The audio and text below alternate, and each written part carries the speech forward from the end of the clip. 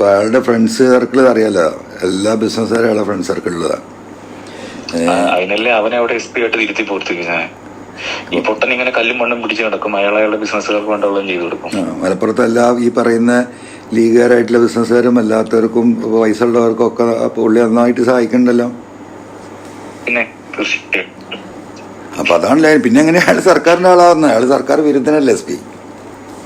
MLA സർക്കാരിന് ഇന്നല്ലേ home department. ഞാൻ ഈ പോലീസിൽ സത്യത്തിൽ കഴിഞ്ഞ 4-5 വർഷമായിട്ട് നമ്മൾ ഇടപെടാറില്ല. കഴിഞ്ഞ ഗവൺമെന്റിന്റെ ആദ്യത്തെ അവസാനത്തെ 2 വർഷം തൊട്ടിട്ട് ഞാൻ പോലീസിലെ കാര്യം ആരെന്തോ എന്ന് പറഞ്ഞാൽ നിങ്ങൾ പാർട്ടി ലീഡേഴ്സിനോട് പറഞ്ഞോ, എൻ്റെ അടുത്തത് പറയണ്ടെന്ന് പറയില്ല. ഞാൻ ആ ഭാഗമേ ഞാൻ ഇടപെടാറില്ല.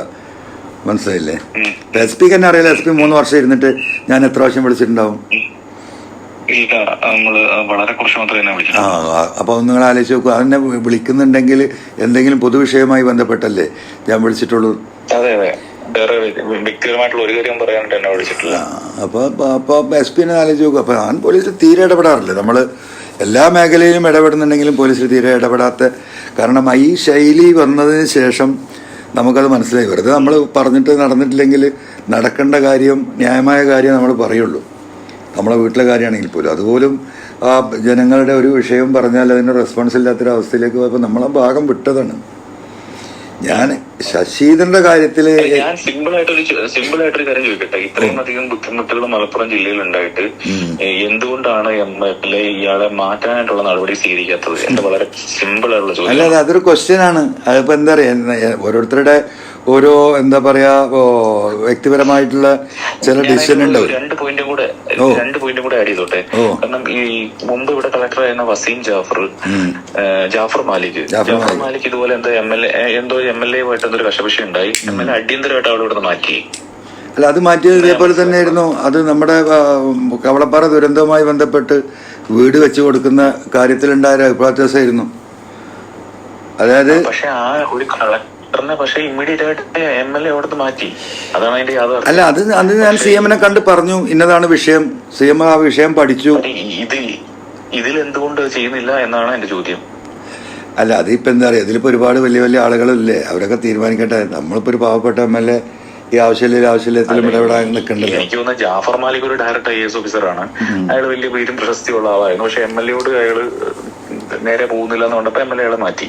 ഇതൊരു ഉണക്ക പ്രൊമോട്ട് ചെയ്യല്ലേ, ഒരു കയറി വന്നവനല്ലേ. അല്ല, അതുപോലെ തന്നെ ഇതില് പാർട്ടി ഇടപെടട്ടെ എന്ന്. നമ്മളെ വിഷയമല്ലല്ലോ. നമ്മളിപ്പോ ഈ വിഷയം എന്ന് പറയുന്നത്, മേജർ ഇഷ്യൂ എന്ന് പറയുന്നത് എനിക്ക് നിലമ്പൂരിലുണ്ടായ നമ്മുടെ അനുഭവമാണ്. ഈ എന്താ പറയുക, ലൈഫ് പദ്ധതിയുമായി ബന്ധപ്പെട്ട് അതിൽ വളരെ മോശമായ അന്ന് ഈ പോലീസ് അസോസിയേഷന്റെ മീറ്റിംഗ് കഴിഞ്ഞിറങ്ങിയല്ലോ.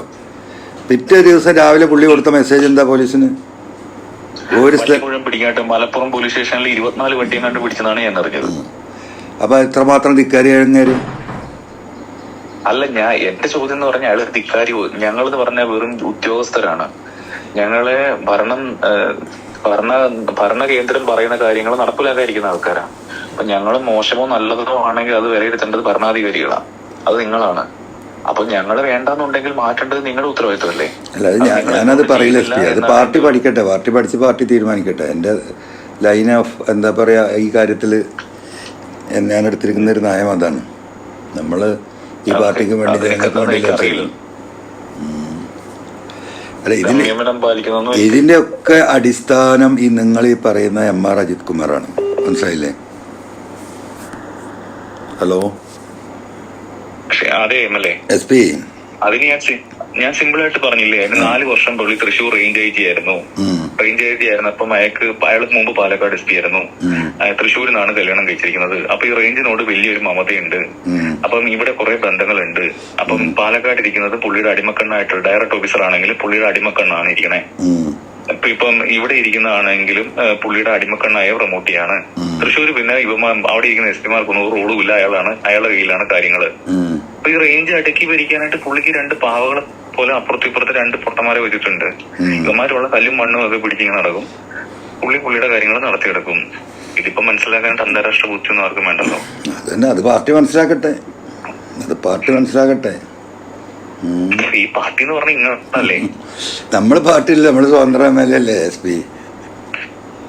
എന്നാലും പാർട്ടിയുടെ MLA അല്ലേ? അത് 10 വർഷം ഇരിക്കണ MLA അല്ലേ? അതൊക്കെ ശരി തന്നെയാണ്. എന്തായാലും നോട്ടെ, ഇത് എന്താ വെച്ചാൽ ഇതിൻ്റെ എല്ലാത്തിൻ്റെയും ഈ ഗവൺമെൻറ് കഴിഞ്ഞ ഈ തെരഞ്ഞെടുപ്പിൽ പോലും നേരിട്ട് നമ്മൾ ഗ്രൗണ്ട് റിയാലിറ്റീസ് അറിയുന്ന ആളുകളാണല്ലോ. ഏറ്റവും കൂടുതൽ ഈ മനുഷ്യരെ വെറുപ്പിക്കാൻ എല്ലാ പോലീസിനെ കൊണ്ട് പണിയെടുപ്പിച്ചതും ഈ MR അജിത് കുമാറാണ്. അങ്ങനെ തന്നെ ഇത് കൈകാര്യം ചെയ്ത് പോവുകയാണെങ്കിൽ ഒരു വർഷം കഴിഞ്ഞാൽ പഞ്ചായത്ത് തിരഞ്ഞെടുപ്പാണ്, അത് കഴിഞ്ഞാൽ നിയമസഭാ തിരഞ്ഞെടുപ്പാണ്. ഈ മനുഷ്യരെ വെറുപ്പിച്ചിട്ട് എങ്ങനെ ഈ പാർട്ടി മുന്നോട്ട് പോവുക? അവിടെയല്ല ഇതിന്റെ വിഷയം. അപ്പം അത് പാർട്ടി ആലോചിക്കട്ടെ, അവിടെ അത്രേ നമ്മൾ ആലോചിക്കുന്നുള്ളൂ.